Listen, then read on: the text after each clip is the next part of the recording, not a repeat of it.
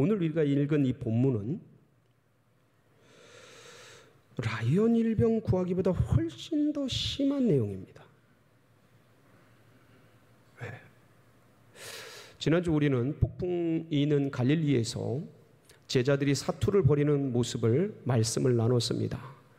스승이신 예수님은 주무시고 계셨고 조용하던 갈릴리에 갑자기 큰 놀이 일어서 갈릴리 출신 잔뼈가 이곳에서 자란 어부들이었지만 그 제자들이 큰 어려움을 겪었던 물들이 들이치고 그래서 배는 가라앉기 시작했고 파도는 멈추질 않고 집채만한 파도는 계속해서 연이어 밀려오고 바람은 그칠 새가 없이 계속 휘몰아치면서 이들을 사경으로 몰아넣고 그래서 이 위기를 직감한 제자들은 죽게 된 것을 알고 예수님을 깨우고 그래서 예수님이 일어나서 바람아 잔잔하라 파도야 잠잠하라 명령을 하셔서 이 갈릴리의 폭풍을 찻잔 속의 미풍으로 가라앉힌 그 사건을 우리는 지난주에 함께 살펴봤습니다.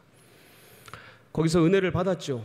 주님, 우리 같이 계신 주님이 누구신지, 예수님이 누구신지, 바람과 바다도 순종하는가 같이 묵상을 하면서 은혜를 받았습니다. 그런데 오늘은 지금 이 12명의 제자들이 갈릴리의 폭풍 속을 왜 지나가야 하는지, 이 갈릴리를 지나서 지금 어디로 향해 가시려고 하시는지 이 부분을 묵상하는 겁니다. 이 부분이 포인트입니다. 여러분, 오늘 28절에 보면 이 갈릴리를 지나서 가려고 하는 지역이 나옵니다. 그리고 만나려고 하는 사람이 나옵니다. 지역이 어디입니까? 28절 한번 보실까요? 또 예수께서 건너편 가다라 지방에 가시매. 여기까지 읽겠습니다. 어디에 가신 거예요? 가다라 지방에 가신 겁니다. 거기는 거라사인의 땅입니다. 예수님이 가신 곳은.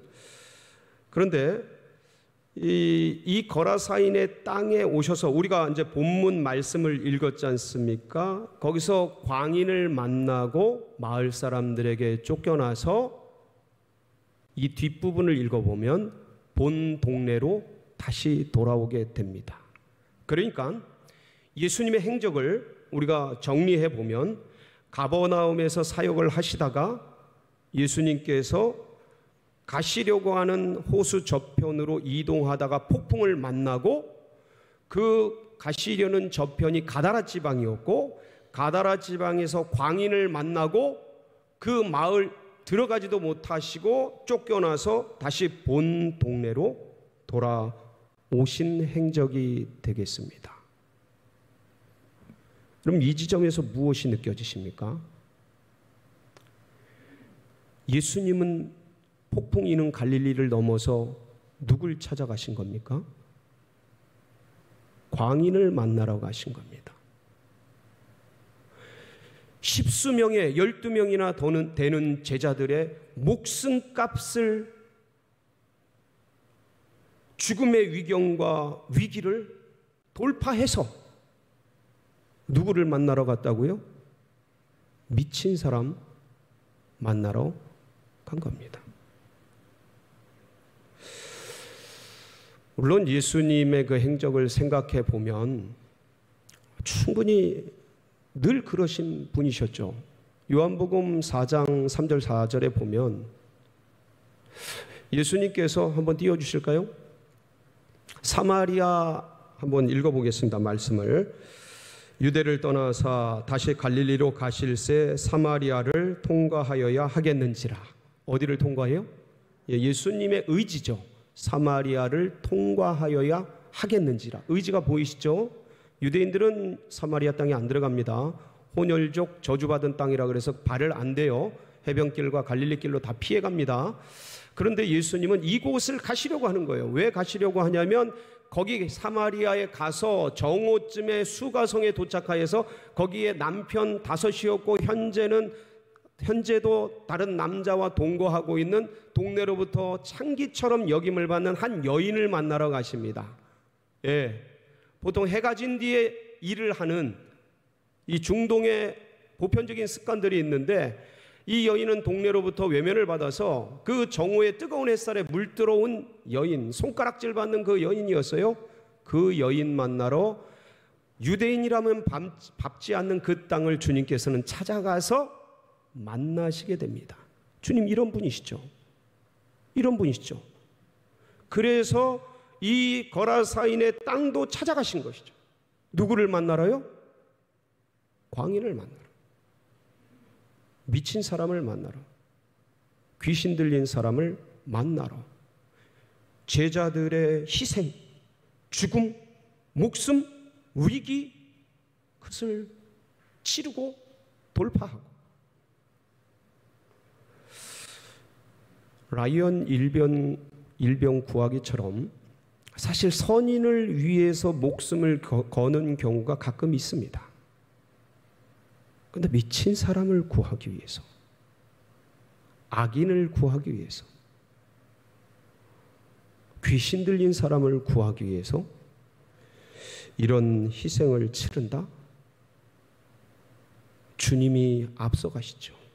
그리고 제자들 보고 그것을 향해 가라고 말씀하십니다. 누가복음 8장 22절에 보면 이런 말씀이 있습니다. 한번 보실까요? 하루는 제자들과 함께 배에 오르사 그들에게 이르시되 호수 저편으로 건너가자 하심에 이에 떠나. 어디로 건너가자? 호수 저편으로 건너가자. 거기에 누가 있어요? 광인이 있는 거예요. 미친 사람이 있는 거예요. 그래서 주님께서 사투를 벌인 끝에 제자들과 함께 거라사인의 땅에 도착을 하게 됩니다. 아니나 다를까? 누가 마중 나옵니까? 예, 오늘 28절 중반 이후에 보면 한번 다시 읽어볼까요? 또 예수께서 건너편 가다라 지방에 가심에 귀신 들린 자 둘이 무덤 사이에서 나와 예수를 만나니 그들은 몹시 사나워 아무도 그 길로 지나갈 수 없을 지경이더라. 네, 여러분, 이게 이제 누가복음도 나오고 마가복음에도 이 병행 본문이 나옵니다. 같은 기사가 나오는데 그거를 이렇게 종합해 보면 이 거라사의 광인은 두 사람이었고요. 그리고 이들은 군대 귀신에 들렸습니다. 그러니까 수가 많은 귀신에 들린 거예요. 그러니까 그만큼 강력한 거죠. 센 거예요. 그러다 보니까 사람들이 너무 세니까 불안하니까 쇠사슬로 묶어서 감옥 아닌 감옥에 넣었을 것이고 고랑에 묶어서 움직이지 못하도록 했던 겁니다. 근데 힘이 얼마나 센지 괴력이 나오는 괴력. 쇠사슬을 끊어버리고 고랑을 깨뜨려버리고, 그리고 옷도 입지 않고 벌거벗은 채로 괴성을 지르며 무덤을 자기 집 삼아 그러면서 소리 지르면서 거기서 밤낮으로 지내는 거예요. 이 동네라는 게 옛날에는 뭐 다들 이렇게 동네가 크지 않았잖아요. 그래서 그 동네 사람들이 얼마나 공포스러웠겠습니까? 밤이고 낮이고 무서웠겠죠. 여러분, 귀신 들린 사람들은 겁납니다. 눈빛이 다르거든요. 흰자가 많아요. 그러니까 겁이 나요. 가까이 가면 해코지 당할까 봐. 애들은 무서워서 뭘 못했지 않았겠습니까? 이렇게 지냈는데 주님께서 이 광인을 만나러 풍랑이는 갈릴리를 넘어 오신 겁니다. 오시자마자 마중 나와서 성경을 보면 엎드려 절합니다. 그러면서 이제 귀신이 말을 해요. 뭐라고 말합니까? 그게 29절이에요. 29절 보실까요? 이에 그들이 소리질러 이르되 하나님의 아들이요 우리가 당신과 무슨 상관이 있나이까? 때가 이르기 전에 우리를 괴롭게 하려고 여기 오셨나이까? 하더니, 아니 우리와 상관없는 당신이 왜 왔습니까? 때도 안 됐는데 왜 왔습니까? 우리를 괴롭히려고 왔습니까? 귀신 입을 통해서 막 소리 지르는 거겠죠? 여러분, 그 귀신은 이렇게 거짓말을 밥 먹듯이 합니다. 주님이 가시는 그 때가 하나님의 때입니다. 주님이 역사하시는 그곳이 역사의 중심입니다. 주님은 때가 돼서 오셨고 이 때가 그 구원의 때고 은혜 받을 만한 때이기 때문에 찾아오신 겁니다. 근데 귀신들은 속이고 거짓말하고 그러면서 상관이 없는데, 때가 이르지 않았는데 왜 찾아와서 우리를 이렇게 힘들게 하냐고 거짓 교리를 떠들어 댔던 것입니다. 주님께서 그들에게 바로 명령하십니다. 뭐라고 명령하십니까? 마가복음 5장 8절에 보면 이렇게 명령하죠. 이는 예수께서 이미 그에게 이르시기를 더러운 귀신아 그 사람에게서 나오라 하였습니다. 그렇게 딱 귀신아 떠나가라고 명령을 하니까 이 군대 귀신들이 나와서 어디로 들어갔어요? 돼지떼에게로. 돼지떼에게로. 돼지떼들이 그냥 귀신 들리니까 그냥 호숫가로 뛰어들어서 다 몰살하게 됩니다. 그때 이제 군대 귀신 들었던 사람은 정신이 온전하게 됐던 겁니다. 이야, 참 기가 막힌 기적과 이적이 일어난 것이죠. 여러분, 이런 사건들이 일어났는데 한번 귀신 들린 사람 입장에서 생각을 해보시기 바랍니다. 귀신은 후천적으로 들어갑니다. 그러니까 이 사람은 삶의 어느 날 귀신이 찾아왔을 겁니다. 정신이 온전했을 것이고 건강한 사람이었겠죠. 근데 어느 날부터 정신이 오락가락하는 거예요. 왔다 갔다 하는 거예요. 그럼 뭔가 좀 사람들을 어렵게 하기 시작하는 거예요. 그러면서 이게 심해지고 나중에는 부모도 걷잡을 수 없고 형제간도 어찌할 수 없는 어떤 그런 상태가 되었겠죠. 그리고 동네로부터 더 이상 어떻게 할 수 없는 그런 사람이라서 내쫓김을 받았지 않았겠습니까? 버려진 거죠. 그렇게 오랜 세월을 살아왔던 거죠. 외롭게 힘들게 버려진 채 아무도 찾지 않는 그 사람, 공포스럽고 귀신 들렸다고 욕하고 돌 던지고 두려워하는 그런 사람이 되었겠죠. 누구도 불쌍히 여기지 않아. 처음에는 가엾이 여겼겠죠. 어떻게든 고쳐보려고 애를 썼겠지만 세월이 지나가면서 아무도 돌아보지 않는 그런 사람으로 전락하게 되었습니다. 근데 여러분 아십니까? 귀신 들려도 자기 정신을 갖고 있다는 거. 이게 정신분열하고 좀 다른 면입니다. 어느 순간 온전해집니다. 자기 정신이 돌아와요. 귀신 들려도 그렇습니다. 그러니까 이 삶이 얼마나 기구합니까? 얼마나 괴로워요. 난 이렇게 살고 싶지 않은데 끌려다니는 생, 사로잡혀서 원치 않는 생애를 살아가는 그 삶이 스스로 생각하기 얼마나 기구합니까? 얼마나 괴로웠을 것이고 힘겨웠을 것이고 누군가는 나를 이곳으로부터 탈출할 수 있도록 구해줬으면 좋았을 텐데 아무도 그렇게 하지 않고 버려져서 점점점 억울함과 이 삶의 악순환과 그리고 이렇게 살아가는 것이 분노가 되고 이것이 점점점 악화되어서 나중엔 군대 귀신이 들어가지 않았겠습니까? 처음부터 이랬겠습니까?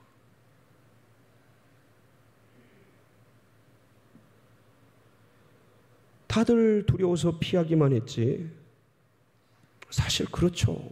우리네라도 그 귀신 들린 사람을 어떻게 하려고 하지는 않았을 것 같아요. 아유, 피해 입을까 봐, 귀신이 어떻게 할까 봐, 해코지 할까 봐. 그런데 주님께서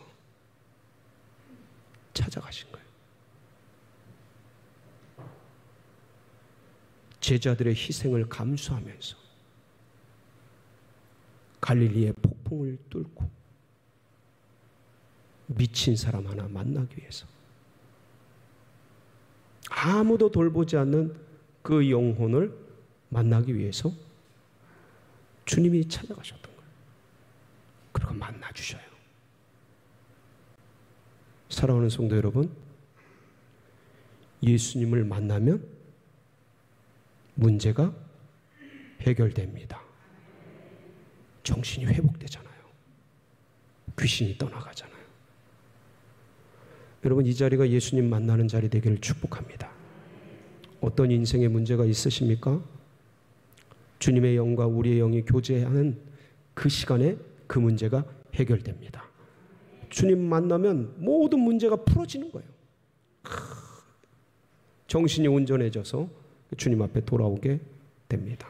근데 이런 큰 축복을 이 거라사인의 광인이 누리게 되는데, 반면 생각해 보십시오.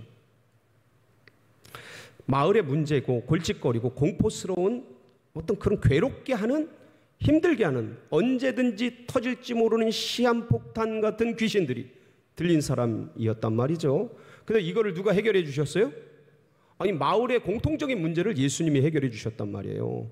이거는 동네 사람들이 어떻게든 해보려 해도 안 되는 문제예요. 쫓아내려도 안 되고 쇠사슬을 묶어도 안 되고 그랬던 이 동네의 문제 중에 문제를 예수님이 해결해 주시고 귀신을 쫓아주시고 그리고 그 사람을 온전케 하는 기적과 이적을 베풀어 주셨단 말이죠. 그러니까 예수님을 이렇게 영접하여 만나면 축복이 되는데, 문제는 뭐냐면 동네 사람들이 다 나와서 이 사건을 보고 살피고는 예수님을, 와, 우리 동네 문제를 해결해 주셨다, 우리 마을의 이 소원을 들어주셨다, 이야, 우리 동네의 큰 골칫거리를 해결해 주셨다며 예수님을 환영하고 영접하고 축복과 축제를 벌인 게 아니라 어떻게 했어요? 예수님을 마을에 들어오지 못하게 하시고 가라 그래요. 가시라고. 정말 슬픈 장면이 아닐 수가 없습니다. 예수님이 만나려고 찾아오셨는데 막아서서 쫓아내. 그리고 이들의 생애는 이렇게 살다 이렇게 끝나는 비극적인 운명이 되더라 이겁니다. 사랑하는 성도 여러분, 이 자리가 주님 만나는 자리 되길 축복합니다. 거저 왔다 거저 가지 마시고 마당만 밟지 마시고 예수님 그분을 꼭 가슴속에 만나고 붙드는 복된 시간으로 연락되기를 축복합니다. 그 거라사의 광인을 만나주셨던 주님께서 불순종의 아들들 가운데 이방인의 풍속을 쫓고 그렇게 살던 우리 주의 백성들, 이 죄인들을 구하러 이 땅에 찾아와 주셨습니다. 우리나라 반만년 역사, 반만년이면 몇 년입니까? 5,000년, 유불선, 유교, 불교, 선교, 토테미즘, 애니미즘, 샤머니즘, 그런 수많은 이방신을 섬기던 이 나라, 이 민족. 그래서 이 세상이 전부인 줄 알고 이렇게 사는 것이 전체인 줄 알았던 이 민족, 이 백성들, 참으로 온 세상을 만몬과 세상신에 끌려다니면서 그렇게 우상에 매여서 온 인생을 탕진하고 그렇게 살아가다 사라져버릴, 이름도 없이 빛도 없이 사라져버릴 그런 죄악된 인생들, 우리 민족. 그런데 주님께서 이 죄인들을 구원하시려고 태평양을 건너 인도양을 넘어 그야말로 산 넘고 물 건너 이곳에 찾아와 주셔서 우리 민족의 선배들을 만나 주셨습니다. 더럽고 추한 타락한 이 땅, 주님께서 육신의 몸을 입으시고 친히 이 땅에 찾아오셨고, 그리고 이렇게 사는 게 전부인지 알던, 이렇게 살다 이렇게 가는 게 전체인지 알던 이 영혼들을 불쌍히 여기셔서 우리 주님께서 구원의 은혜를 베풀어 주셨습니다.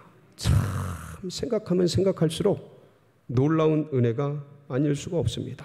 그래서 주님을 통해서 우리는 새로운 세상, 새로운 세계, 이 세계, 이 땅만이 아니라 하늘나라가 있고 하나님의 세계가 있고 영의 세계가 있다라는 것을 알게 되고 그것을 위해 살아갈 수 있는 큰 축복된 삶을 베풀어 주셨습니다. 우리 오영훈 장로님이 대표적으로 그런 분이 아니겠습니까? 또 우리 모두가 그런 생애를 살아가야 하지 않겠습니까? 이게 큰 축복입니다.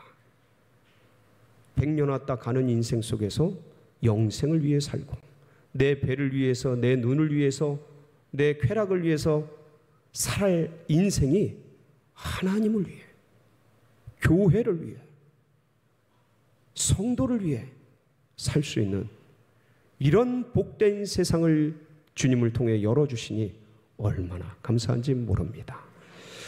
여러분, 우리가 죄인 되었을 때 이런 일들을 주님이 해주셨습니다. 우리가 의인이 아니라 우리가 아직 연약할 때에 이방인의 풍속을 쫓고 세상 영광을 구하면서 그렇게 인생살이 본질상 진노의 자녀로서 이방인의 풍속 속에서 하나님과 원수가 되어서 너희는 너희 아비 마귀가 하는 일을 너희도 하는도다. 마귀의 자식으로 그렇게 살다 그렇게 끝날 인생. 그런데 의인을 위해서 죽는 것도 쉽지 않고 선인을 위해서 간혹가다 그런 일들을 하는 경우가 있지만 죄인을 위해서, 악인을 위해서, 광인을 위해서 자신의 삶을 희생한다. 근데 우리 주님께서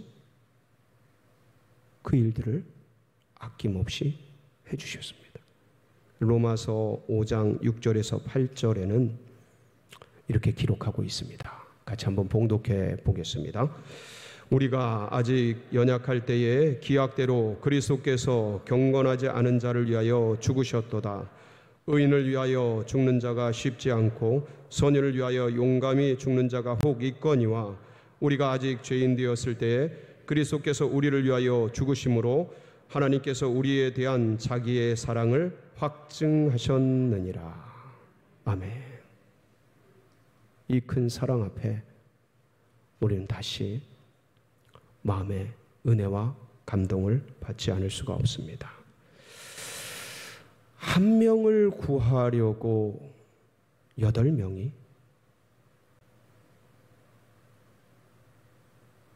죄인을 구하려고 의인이, 타락한 피조물을 구원하려고 거룩한 창조주께서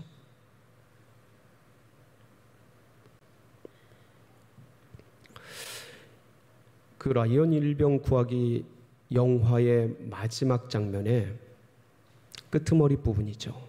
밀러 대위가 아까 탱크에 그 물건에 기대서 죽어가는 사람이 밀러 대위인데 마지막에 남긴 말이 있습니다. 그게 뭐냐면 이겁니다. 라이언 일병의 성이죠. 제임스, 헛되이 살지 마. 잘 살아야 돼. 우리 목까지. 우리는 잘 살아야 됩니다. 헛되이 살면 안 됩니다. 1분 1초도 창조주가 나를 구하려고 죽어주셨기에 여러분, 이 한 주간도 주를 위해 잘 사시는 한 주간 되시길 축복합니다.